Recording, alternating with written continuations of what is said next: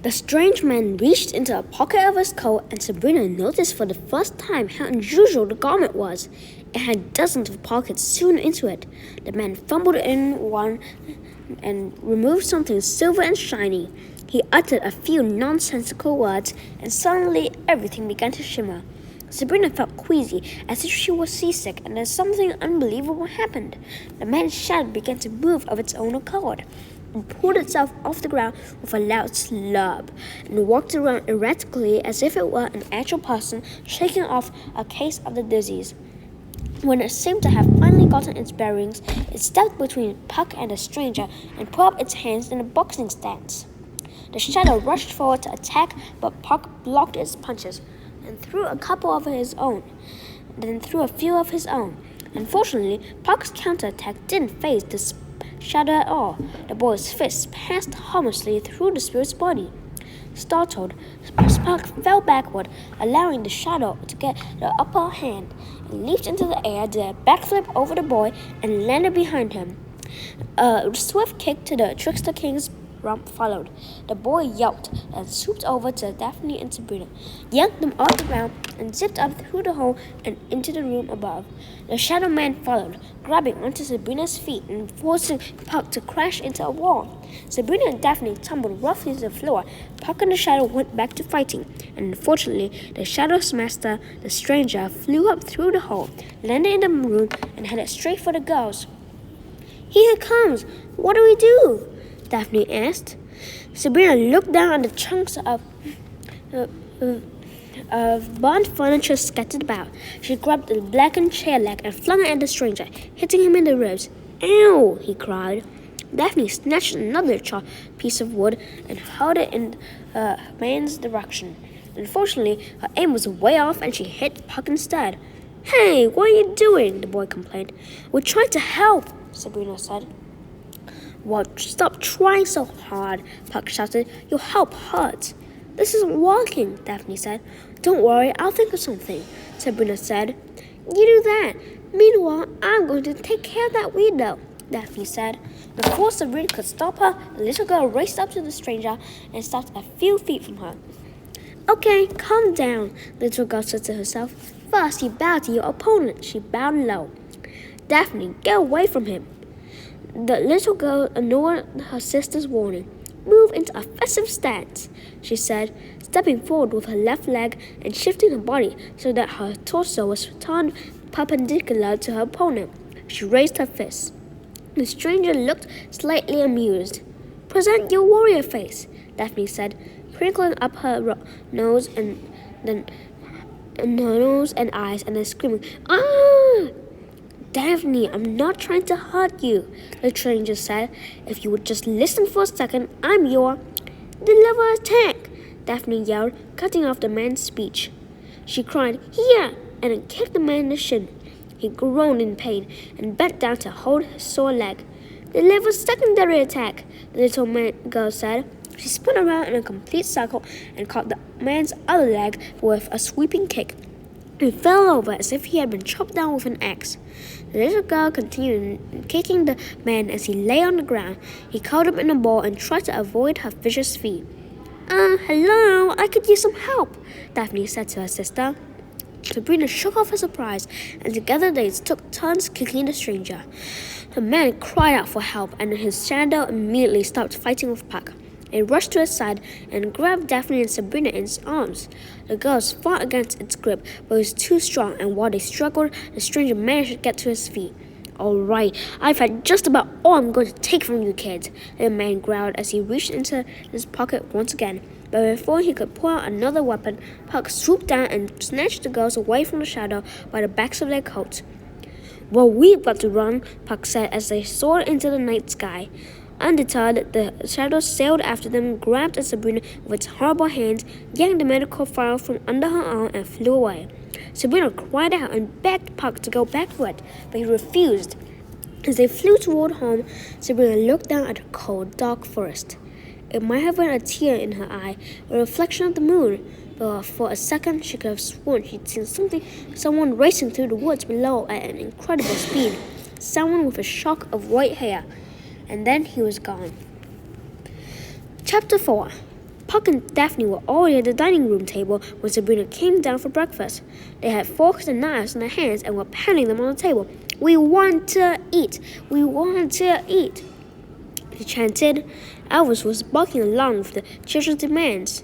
Sabrina took a seat just as Granny Rhoda entered the room carrying several plates of food. She set them on the table and glanced at Sabrina. "Liebling, you look like you were up all night," she said. "Slept like a baby," Sabrina lied. She knew she looked tired. When she had gone into the bedroom to brush her teeth before coming down, she saw that her eyes were bloodshot and there were dark circles underneath them. Her stubborn black marker mustache and goatee weren't helping her appearance either. Granny raised a suspicious eyebrow, but said nothing, and zipping back into the kitchen for more food. Soon, nearly every inch of the table was covered with plates overflowing with flapjacks, toast, scrambled eggs, waffles, sausages and oatmeal, French toast, fruit, and yogurt. Best of all, it was normal food. Granny's odd culinary tastes often included black spaghetti, tofu waffles, daffodil gravy, porcupine stew, and cream of skunk cabbage soup. "What's all this for?" Sabrina said as she enjoyed the feast's delicious smell. "We're celebrating your return from the hospital, of course," Granny said as she served the girl a heaping spoonful of scrambled eggs, some sausages, a couple of pancakes, and a few slices of apple. She took Sabrina's fork and knife and carved the meal so Sabrina could easily eat it with one hand. Then she poured maple syrup over all of it. Sabrina took a bite and was surprised to find that it was actually real maple syrup and not some exotic concoction the woman had discovered in Kathmandu or Timbuktu or one of the other zillion places she had visited. Daphne impaled a pancake on her fork and flipped it into the air. Elvis caught it and wolfed it down without chewing. Daphne took a pancake for herself and shoved the whole thing into her mouth. Sabrina wondered whether Elvis or her little sister had better table manners. Puck had no manners at all. He scooped up some eggs with his dirty hands and crammed them into his mouth. Granny smacked his hand with a serving spoon when he tried to do the same thing with the oatmeal. "Well, so much for seconds," Sabrina grumbled. "I was thinking that maybe after breakfast we could dig through the journals and look for clues about Riding Hood and the Jabberwocky," Daphne said with a mouthful of food. She winked at her sister. Sabrina cringed. She hadn't told Granny that she discovered that the girl in the red cloak is Little Red Riding Hood. Daphne had just spilled the beans that the children had been doing research. Luckily, the old woman didn't seem to notice Daphne's slip. "I have a very important announcement to make," Puck said, wiping his greasy mitts on the front of his green hoodie. Granny raised her eyes in surprise. "Well, don't keep us waiting." Sabrina scowled. The old woman was intentionally avoiding talking about finding Henry and Veronica. "As all of you know, I have been saving your lives a lot lately. It seems every time I turn around, you three are a breath away from the grave. Well, it's got to stop. I'm retiring." "Retiring?" the old woman said. "Yes, I'm out of the hero business. I'm not one of the good guys. I'm a villain of the worst kind," the grim woman said. We know.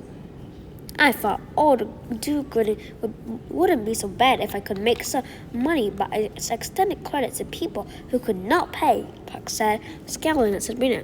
"So from now on, I'm going back to being one of the bad guys full-time, which unfortunately means that since I'm not saving your lives anymore, you're all as good as dead.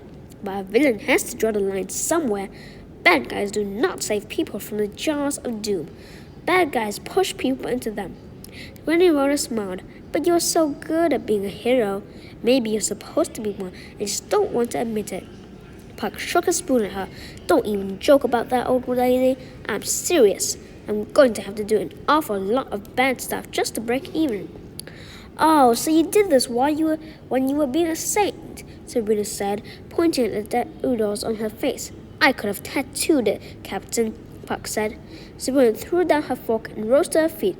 "Come here and let me show you how bad I can be." Puck leaped up, spun around his ears, and morphed into a parrot. He leaped onto Daphne's shoulder and shrieked, "Shiver me timbers! It's Captain Dutyface, scored in the smelly seas!" "Children!" Granny cried as she stepped in the midst of them. Just then, a series of small, short honks, followed by a long, impatient blast, came from outside. "Who's that?" Daphne asked. "Oh my, he's early. Children, let's hurry and get our coats on," Granny said. Puck morphed back into a boy. "Where are we going?" "To the dedication for the new school. Miss White invited us," Granny said. "Everyone will be there." "What new school?" Sabrina said. Granny ignored her and hurried to the closet for the coat. "But I'm not done eating," Daphne complained. "Hurry, Lieblings," the old woman said. Daphne grumbled to herself as she got up from the table. She peeked in the old woman's direction and, apparently seeing she was out of view, snatched a handful of pancakes and wrapped them around some link sausages. She dipped them all into the syrup on her plate and shoved them into her pants pocket. "That's going to smell fantastic later," Sabrina said as Granny returned to the room with the children's coats. "It's better to be smelly than hungry," Daphne said matter-of-factly as she tried to put on her mittens with sticky fingers. Puck crossed his arms in half. "I just want to be clear. If a monster attacks while we're at this dedication, I am not going to help out. In fact, I might actually help drive the crowd into a frenzy. Are you sure you want me to go, old lady?" "We'll take our chances," Granny said. Elvis trotted into the room. Seeing that everyone was leaving, he began to whine. Daphne rushed to the big dog and hugged him. "Honey, baby, sweetheart, we wouldn't leave you," she assured the Great Dane and gave him a big smooch on his lips. Elvis licked the girl's maple syrup-covered face and then went to work stealing the pancakes from her pocket. Daphne squirmed away from the furry breakfast bandit. "Hey, get your own, you traitor!" "Come here, boy," Granny said, and the big dog darted to her. The old woman quickly dressed him in his Christmas vest and a hat before he could get away. Elvis dropped his head and sighed. "Don't be a baby, it's cold out there." "And what are we going to do about you?" she said, cupping her hand under Sabrina's chin and eyeing her face closely. "Honestly, Puck, this time you've gone too far." "Really?" Puck cried. "That's the nicest thing anyone said to me in a long time." Granny took a bright orange topic in her hand, put it on Sabrina's head, and pulled it down until it covered the writing on her forehead. Then she wrapped an itchy wool scarf around the girl's face all the way up past her nose. "Perfect," the old woman declared. Once everyone was ready, the family stepped outside. A bright yellow taxicab with fuzzy lights hanging from the rear mirror was parked in the driveway. Sitting in the front seat was an incredibly old man with a long white beard. His head was tilted back, and even from the porch, the girls could hear his loud, raspy snores. Granny stepped over to his window and tapped on it several times. When this had no effect, she knocked even harder, but still the man dozed away. Finally, Granny opened the front door and rushed down on the car's horn. The blast shocked the old man, and he jumped in his seat. Great Jehoshaphat, he cried. "Mr. Van Winkle, we're ready to go," Granny Rhoda said. The tiny old man rubbed the sleep out of his eyes and climbed out of the car. He wore a black bomber jacket and gray slacks. He looked like some of the cab drivers Sabrina had ridden with back home in New York City, except for the fact that he had a bristly white beard that hung down to his ankles. "You didn't say anything about a dog," he grumbled. "Mr. Van Winkle, this is Elvis. He's perfectly tame," Granny Rhoda insisted, ushering Elvis, Daphne, and Puck into the back of the cab, leaving the front seat for Sabrina. "Has he got all his shots?" the driver grumbled. "Have you?" Daphne asked, covering Elvis's ears with her hand so he wouldn't hear the driver's comments. "Don't listen to the mean man." "Fine, bring that mongrel, but if he wrecks my cab, you're going to have to pay for the damage," Mr. Van Winkle grumbled. Sabrina looked at the car over as she walked around to the passenger side. It was a museum of horrible accidents. That's the end of this video. I'll send more later.